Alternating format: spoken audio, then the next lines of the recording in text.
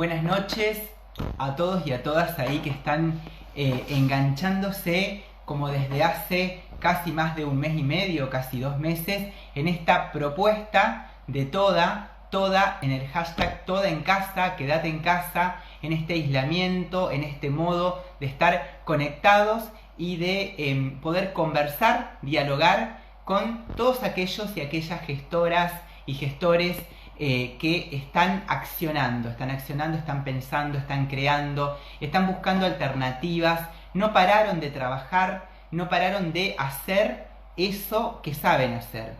Por ejemplo, los gestores políticos. En este caso, hoy vamos a charlar con una muy joven política, Giselle Mahmoud. Es una joven, muy joven diputada provincial por el bloque socialista. Tiene 29 años.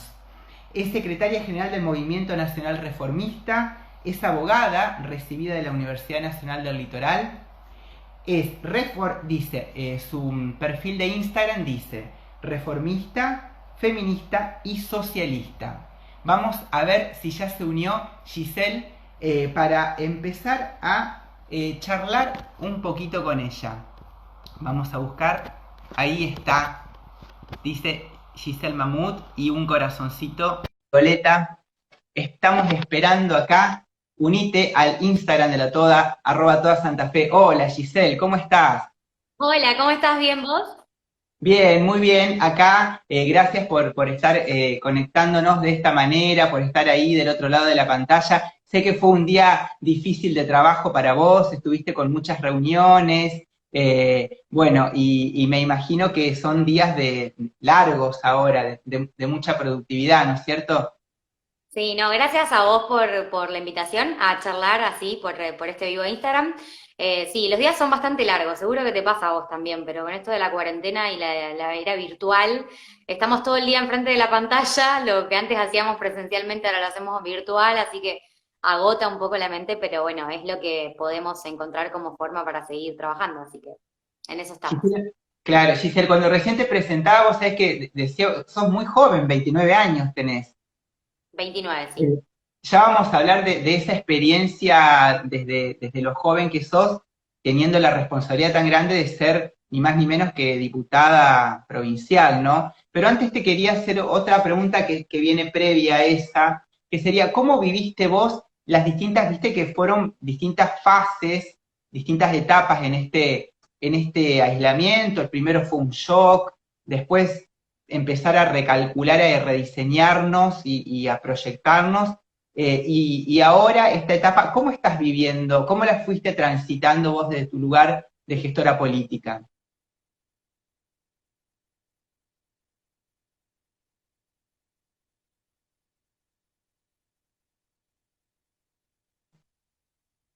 Ahí se ve que se ha detenido la transmisión. Ahora vamos a esperar que se conecte para poder volver a repreguntar. ¿Alcanzaste a escuchar la pregunta o te la reformulo? Alcancé, me preguntaste cómo viví todas estas fases de cuarentena que ya llevamos. Te decía que al principio, como bien lo describías, de pronto de golpe estamos en cuarentena, no podemos salir de casa y es como, bueno, ¿qué vamos a hacer ahora?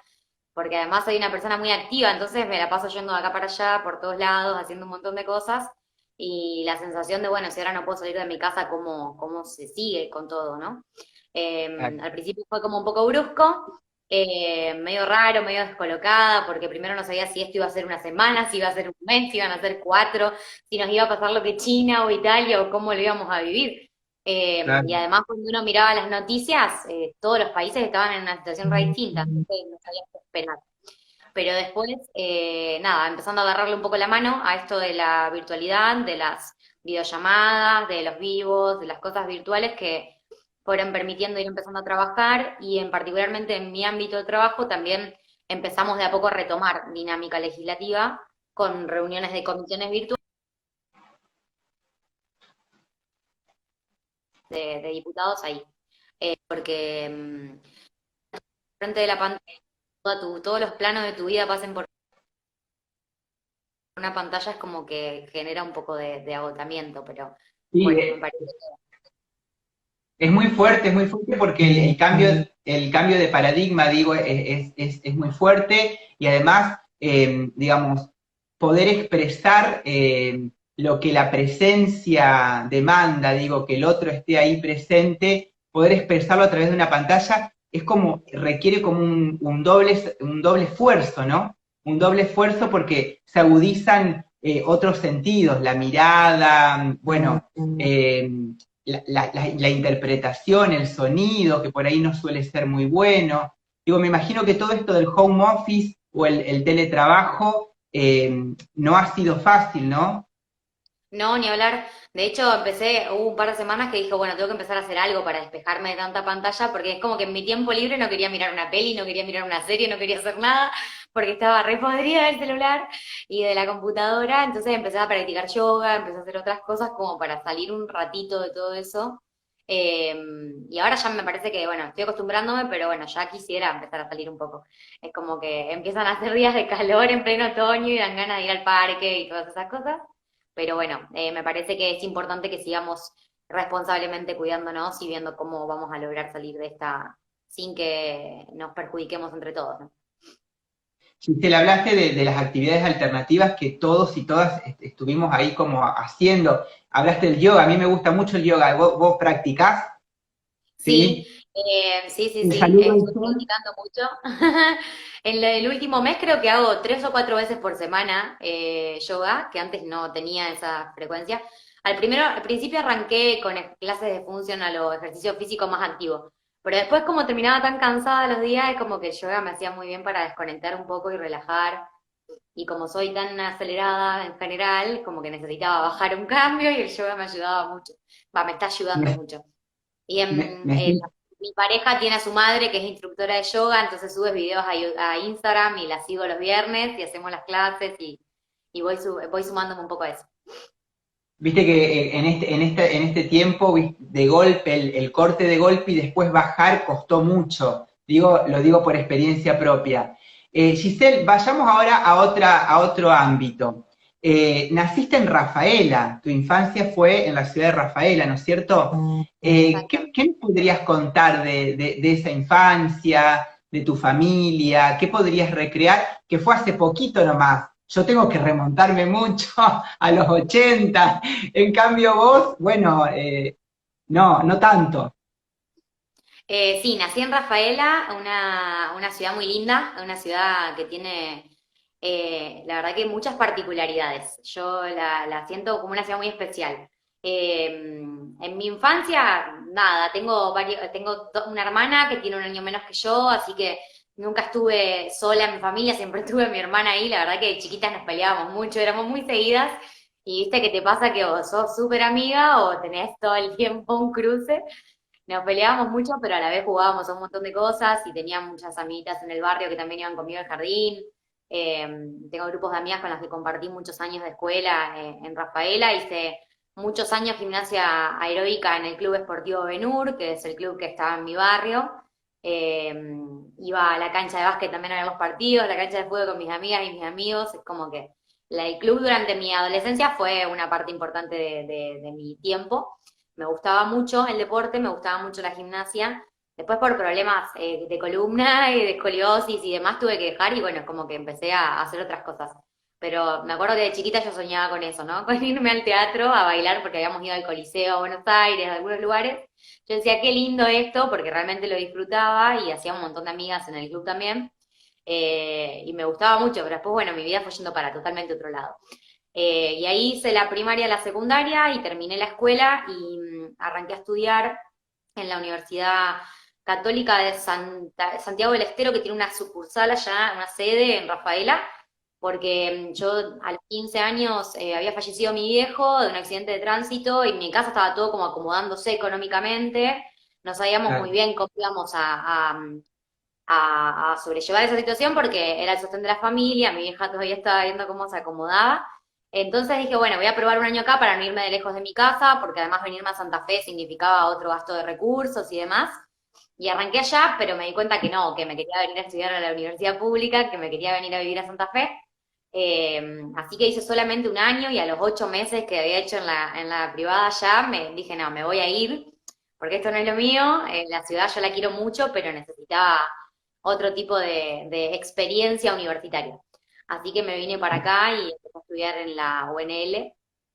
Y Ajá. siempre seguí en contacto con mi ciudad, pero con el paso del tiempo, bueno, como que voy volviendo cada vez menos porque tengo más trabajo acá, pero bueno, siempre en contacto. Mis amigas son todas de allá, viven todas allá, así que estoy permanentemente en diálogo con gente rafaelina de manera constante. Acá me están escribiendo que seguro que en Semana Santa extrañaste las roscas de la ensaimada.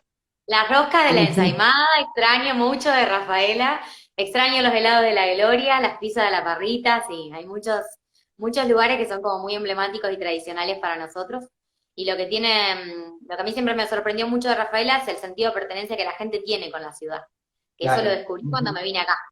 La gente quiere mucho a la ciudad, la cuida mucho, una ciudad realmente todos se sienten muy orgullosos de ser rafaelinos y yo me siento orgullosa de serlo, siempre, de hecho lo menciono cuando me describo y digo que soy de ahí porque me representa también un poco, pero adopté en ahora, mi edad joven, esta ciudad para vivir y también me gusta un montón. Ya sos una santafesina, te adoptamos por adopción. Exactamente, sí. En tu relato, Giselle, estuve escuchando el deporte, muchas veces lo repetiste. De chica estuviste muy vinculada al deporte y sé que ahora, como diputada provincial, te preocupan mucho los clubes, la subsistencia de los clubes. Tal vez haya proyectos o tenés proyectos pensados en el marco de esta emergencia sanitaria con respecto a este tema. Sí, ¿me escuchás? Sí, te escucho, sí, sí, sí. Frente pensé que se cortaba. Sí, Sí. hace poquito presentamos varias iniciativas con el resto del bloque de socialismo. En particular, yo presenté uno que tiene que ver con la creación de un fondo de emergencia para los clubes. Yo siempre creí y sigo creyendo que los clubes son un lugar súper importante para cada uno en la experiencia personal y para la sociedad en general. Contienen a un sinfín de familias y de pibes y de pibas en cada localidad y además es un lugar que uno vive muchas veces como su segunda casa, ¿no? Es como que lo toma como propio porque pasás un montón de tiempo ahí, porque conoces un montón de gente, porque haces algo que te gusta, sea cual sea el deporte que elegís, y se arma como una comunidad, que para mí tiene un valor sumamente importante y sobre todo en estos tiempos de tanto aislamiento, no lo digo por el coronavirus, sino más bien por la sociedad como funciona, ¿no? Que muchas veces la gente está muy sola o estamos muy fragmentados como sociedad, estamos muy divididos.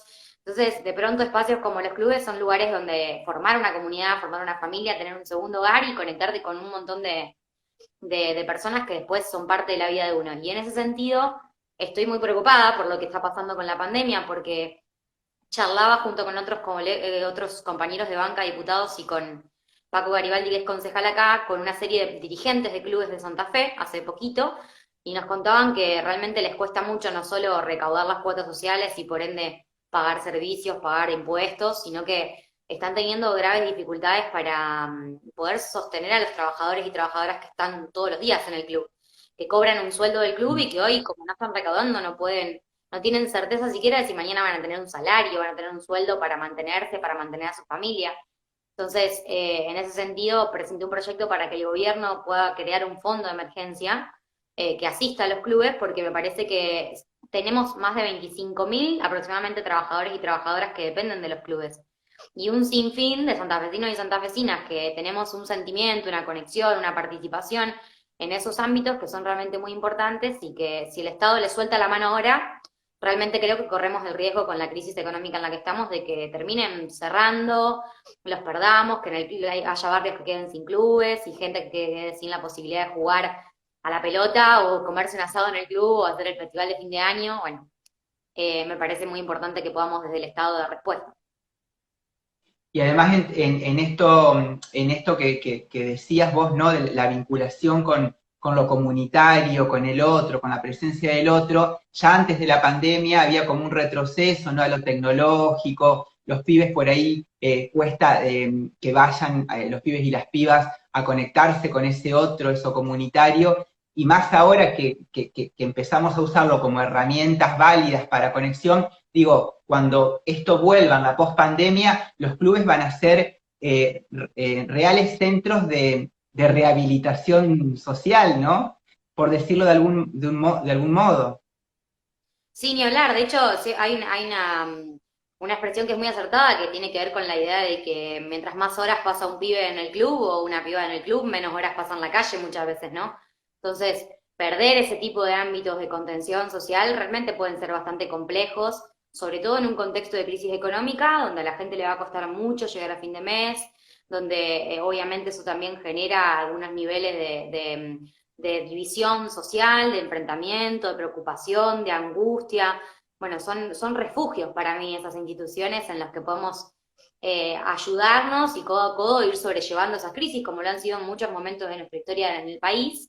Eh, yo de chiquita miré una vez en la escuela la película Luna de Avellaneda y me angustié un montón porque me pareció tan hermoso todo lo que sucedía ahí adentro y de pronto con la crisis del 2001 ese club que cierra, donde toda la gente estaba realmente atada desde lo sentimental a la historia de ese club.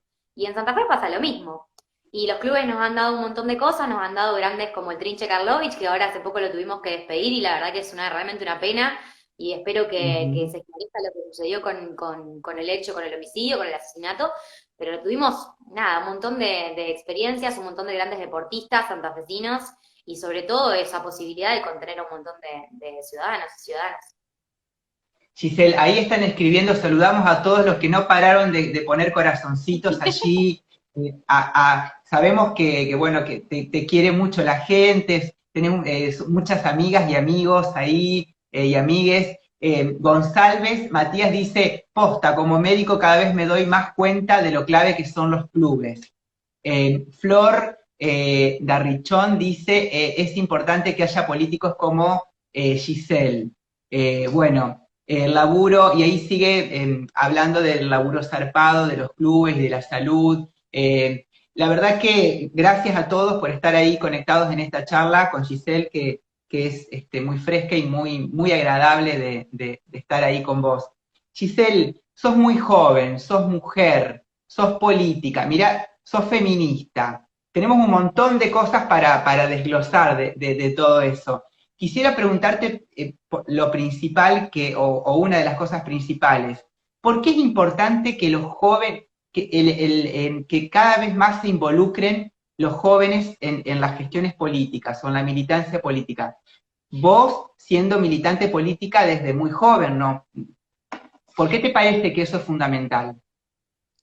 En primer lugar, porque creo que tenemos una posibilidad nosotros en la juventud de cambiar muchas cosas, de no tener ataduras con el pasado, de no tener compromisos con un montón de cosas que fueron, que nos permiten tener la libertad de inventar cosas nuevas, de crear nuevos caminos, de equivocarnos una y mil veces, pero de hacer, que seguramente cuando seamos más grandes no tengamos esa posibilidad, seguramente no solo estemos un poquito más oxidados en términos de imaginación y de creatividad para algunas cosas, sino que seguramente también estamos atados a otras cosas que en la juventud uno no las tiene y que tiene, por sobre todo, la posibilidad de destinar el tiempo, ¿no? A los otros, la posibilidad de destinar un tiempo que quizá cuando seamos mayores, o porque no tenemos la energía, o porque nuestro cuerpo ya no funciona de la misma manera, o por muchas razones, a lo mejor después no lo vamos a tener.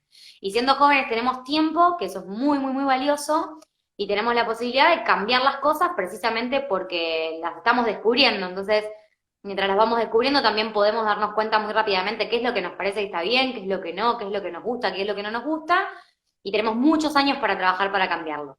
Entonces, en ese sentido, creo que es sumamente importante que desde nuestra juventud podamos conectar con esas cosas, podamos darnos cuenta que lo que pasa al lado no necesariamente tiene por qué ser así, que lo veamos de esa manera, que veamos las injusticias que vemos, las desigualdades que vemos, que veamos cosas que no nos gustan, que nos hacen sentir disconformes, no necesariamente tienen que ser así, o sea, las podemos cambiar nosotros mismos con nuestras acciones, ¿no?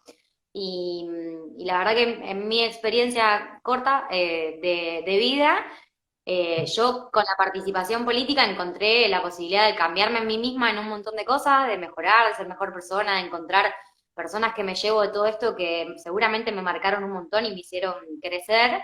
Y también me llevo un montón de experiencias en las que algo que no me gustó lo pude cambiar. Y uno en la sociedad en la que vivimos ve eso todo el tiempo. Y la impotencia a veces de decir, bueno, esto es así, entonces me resigno, en realidad no nos lleva a nada. Y yo entiendo esa resignación de quizá la gente que ya después de 70 años de pelearla ve que algo no cambia y no quiere más intentarlo. pero nosotros en la juventud tenemos otra oportunidad y otros años para luchar por eso. Así que a todos los a las jóvenes que estén mirando, la verdad que la invitación a comprometerse con algo, no necesariamente con los partidos políticos, no necesariamente con la política institucional, pero sí a comprometernos con algo colectivo, porque eso realmente nos hace mejores personas y nos permite cambiar un poco el mundo en el que vivimos. Así es. Y Giselle, ¿y por qué el feminismo? ¿Qué significa el feminismo para vos? Igualdad. Yo soy socialista porque creo que efectivamente en el mundo tiene que existir una manera de hacer las cosas que garantice la igualdad de los derechos para las personas. Y el feminismo es un poco eso, ¿no? Es la igualdad de los derechos entre las distintas personas, independientemente de los géneros. Y me parece que, por lo menos desde hace unos años a esta parte, yo no es que siempre fui feminista, ¿no? Uno no nace siendo feminista, sino que de pronto empieza a ver un montón de cosas en el mundo, en la vida, en cómo funcionan y te encontrás con gente que te las reflexiona y las analiza de una manera que a lo mejor nunca te lo planteaste. Y eso me pasó a mí con el feminismo, que desde que empecé a escuchar a mujeres que me planteaban otra manera de mirar las cosas y decirme, che, esto no pasa por casualidad, esto pasa porque hay un sistema que hace que suceda de esta manera. Esto pasa porque nosotras Ujú. no estamos en los lugares de decisión, esto pasa porque nosotras cuando tenemos que salir a buscar un trabajo tenemos menos posibilidades, pasa porque a la hora de tener un hijo no siempre lo buscamos, estamos expuestas a múltiples violencias, incluso a matrimonio, a embarazos forzados, entonces todo eso que uno quizá no lo podía racionalizar, con escuchar a algunas mujeres feministas uno lo puede poner en palabras y puede darse cuenta que no es natural, que no debería ser así, que está muy mal, que hay razones por las que es así, y que si le ponemos otra mirada y otra perspectiva a las cosas cuando la miramos, efectivamente las podemos cambiar mucho. Y eso para mí es el feminismo, la posibilidad de mirar con otros lentes la misma realidad que uno vio antes, verla distinta y pensar maneras distintas de transformarla. Ahí justo Bian decía, dice, el feminismo todo lo transforma, ¿no? Y vos lo estabas diciendo, hay una transformación y que vos a través de tu vida fuiste transformándote también un poco, ¿no? Pudiendo deconstruir formatos tal vez patriarcales que todos tenemos de nuestra cultura, pero vos siendo más joven, tal vez estás más cerca, me parece a mí, de esa deconstrucción, ¿no es cierto? Tal vez a nosotros nos cuesta más, que somos más grandes. Yo creo que vivimos tiempos históricos distintos también. Los momentos que estamos viviendo nosotros hoy como sociedad son muy diferentes a los momentos que otras generaciones en su juventud pueden haber pasado. Desde la consolidación de la democracia y las instituciones, que no es menor, Ujú. hasta, por ejemplo, cosas como las que vivimos en los últimos años, una marea verde y una ola de feministas dando vuelta por toda la Argentina y por toda Latinoamérica, las tapas del New York Times hablando del aborto legal, o sea, son tiempos en los que están sucediendo cosas que no pasaban cuando mi abuela era joven, ¿no? Yo pongo ese Seguro. ejemplo en concreto. No pasaban, sino que el lugar de la mujer era el estereotipo de casarte, ser la mujer de tal esposo, cocinarle, plancharle. Bueno, las mujeres fuimos ganando un montón de terreno gracias a generaciones y generaciones de mujeres y generaciones de colectivos de diversidad sexual también que han ganado un montón de derechos y hoy, las Ujú. juventudes, podemos vivir en una sociedad que, por ejemplo, tiene naturalizado y legalizado el matrimonio igualitario. Y eso Claro, es impensado para una generación como la de mi abuela. Y claro. bueno, sí, yo crecí viendo eso, viendo que en Argentina se llenaban las calles para aprobar una ley de matrimonio igualitario. Y seguramente la revolución de las hijas y de las nietas puede decir el día de mañana que creció discutiendo en su almuerzo familiar con el programa de Mirta en la tele el aborto en la televisión, en la televisión argentina, ¿no? O a las Claro. actrices paseando por los canales de televisión, cosas que yo cuando tenía esa edad no lo vi. No, no. Giselle, ¿y qué vos pensás que las políticas de géneros actuales del Estado en general están ajustadas o están aceitadas en esta época de aislamiento, justamente que hay que prestar una mayor atención porque, bueno, están conviviendo las mujeres todo el tiempo en sus casas y la sobredemanda? ¿Qué opinas respecto de este tiempo con este tema, no? Sí, yo creo que falta mucho todavía por hacer para que efectivamente podamos desde el Estado dar respuestas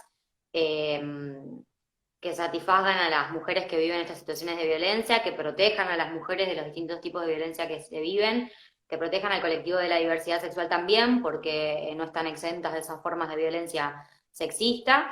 Creo que hay cosas que se están haciendo que están funcionando. Acá en la provincia de Santa Fe en particular hubo un mecanismo que fue la boca única de recepción de denuncias en la Procuración de la Corte, que sirvió bastante, incluso por un WhatsApp, que antes no teníamos la posibilidad de denunciar por WhatsApp, que la verdad que se implementó ahora provisionalmente por la cuarentena, pero funcionó bastante bien, como para pensar cómo se sigue. Pero me parece que falta mucho, y sobre todo me parece que falta poner en la agenda, en la prioridad de la agenda pública, esto, porque desde que empezamos el aislamiento obligatorio, el presidente dio no sé cuántos discursos, conferencias de prensa, lo mismo el gobernador, pero en esas mesas nunca hay una mujer hablando en primera persona, en primera fila, contando cuáles son las políticas públicas que vamos a tener como país o como provincia para las mujeres, porque la consigna de quédate en tu casa, que de esa manera nos salvamos todos, la verdad que para las mujeres es todo lo contrario, salvarse, y ahí para nosotros el Estado todavía no logra llegar de la mejor manera posible. De hecho, las cifras de femicidios siguen creciendo. Tenemos 117 femicidios en Argentina desde lo que va del año, es decir, hasta fines de abril, 4 meses. Es un número alarmante y la verdad que hay políticas como la del barbijo rojo que implementó el Ministerio de Género a nivel nacional, que cuesta bastante después coordinarlas en los territorios. Entonces, me parece que por un lado tiene que pasar a estar en la prioridad de la agenda política. Y pasar a estar en la prioridad de la agenda política implica que el laburo que seguramente están haciendo todas las mujeres que están trabajando en esas áreas sea visibilizado cuando se habla de las medidas del gobierno nacional, que no solo hablemos de economía o solo hablemos de salud, que también hablemos de estas cosas. Y en segundo lugar, encontrar algunas dinámicas más efectivas. Pero sobre todo hay que cambiar la justicia también, ¿no? Porque ayer justo tuve una charla sobre esto, en la que Ujú. invitamos a dialogar a Mabel Busaniche, que es una reconocida militante del Movimiento de Mujeres de Santa Fe, y a Sí, Sabrina sí. Cartavia, que fue la abogada que acompañó a Telma Fardina en la denuncia contra Juan D'Artés, y Ujú. charlábamos un poco de todo esto, hasta que no tengamos planes de estudio en las carreras universitarias con perspectiva de género que hagan que los profesionales tengan perspectiva de género a la hora de acompañar una denuncia, a la hora de acompañar a una mujer, a la hora de tramitar una medida de justicia, y no tengamos tampoco una necesidad de validar esos conocimientos a la hora de acceder a cargos en la justicia, y bueno, las medidas van a seguir siendo las que son. Sí, la verdad que sí. Te estaba escuchando puntualmente y pensaba en qué otras cosas, además de esto que es súper importante y que atraviesa la coyuntura, digo, atraviesa y supera. Pero qué otras cuestiones, o tal vez lo pensaste en términos de proyectos para presentar en esta emergencia de COVID, fueron de tu importancia, de tu incumbencia y que tal vez en estas sesiones lo pudiste tratar. Además de lo que te mencionaba de clubes, estuve presentando algunos proyectos vinculados a la protección de los trabajadores de la salud, los trabajadores y trabajadoras de la salud, para que se puedan crear, le pedimos al Ejecutivo que se puedan crear albergues en espacios públicos o privados, porque tenemos muchos profesionales de la salud que son los que están todos los días afuera batallando con el coronavirus y que después tienen que volver a sus hogares exponiendo a sus familias. Esto lo planteábamos como una cosa opcional, no queremos obligar, contrario, brindarles una respuesta a los que no pueden hacerlo para proteger a sus familias.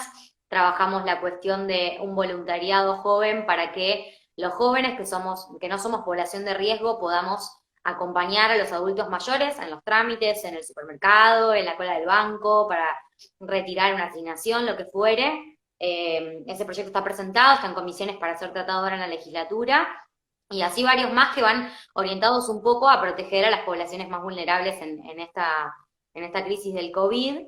Y por otro lado, también estamos planteando algunos proyectos que quizás no son estrictamente de la cuarentena, pero que sí son temas que para nosotros tienen que estar en la agenda pública, como es el proyecto de ley de paridad que presentamos en conjunto con todos los bloques del Frente Progresista, Ujú. que lo planteamos incluso en este contexto de emergencia, porque en este contexto de emergencia vemos cómo faltan políticas públicas que piensen en las mujeres y en los colectivos de diversidad sexual, pensamos que estamos muy desprotegidas, que no estamos en la prioridad política de los gobiernos, y eso también sucede porque muchas veces las decisiones las tienen que tomar los varones en los lugares donde realmente se puede accionar. Yo ponía ejemplos en algunos medios estos días, Tenemos solo 3 ministerios a cargo de una mujer, de 12 en la provincia. Tenemos solamente una senadora de 19 bancas que hay en el Senado. Tenemos 2 gobernadoras de 23 provincias que hay en Argentina. Es decir, ¿cómo vamos a pretender que algunas cosas estén en la prioridad de la agenda política si ni siquiera estamos nosotras ahí para poder plantearlo? Para sacar una ley en la legislatura hoy, nosotros necesitamos sí o sí el aval de 18 varones, sea la Claro. ley que sea, de violencia de género, de paridad, cupo laboral trans, lo que sea. Y sabemos que tenemos un problema muy grande con el Senado, porque muchas leyes mueren ahí y no las podemos aprobar. Con el cupo laboral trans estuvieron los compañeros del colectivo de diversidad muchísimo tiempo luchando para que esa ley se apruebe y hoy peleando, la paridad perdió estado parlamentario porque el Senado no la aprobó. Son proyectos que para nosotros son fundamentales, e incluso en este contexto de pandemia, porque ponen de relieve que nuestra voz es importante, que debiera estar en algunos lugares que no está. La paridad sin duda es un tema que debe tratarse y de manera urgente y para poder llegar al concepto de igualdad que tanto arrancamos en la entrevista, que estuvimos trabajando durante toda la entrevista y que me parece que atraviesa todo el discurso y tu manera de pensar y de actuar. Vamos a leer algunos mensajes. Dice JM Benítez, dice: gracias, Enana, por acordarte y ocuparte siempre de las disidencias sexuales. Enana, te Me dicen dicen. enana desde chiquitita, ¿Por porque qué siempre fui la será? primera de la fila, la más pequeña. Y Matías González vuelve a decir, dice: hoy un importante medio de comunicación daba una noticia de un femicidio, dándole mayor importancia a que esta mujer asesinada había interrumpido la cuarentena. Una Exactamente. locura, dice.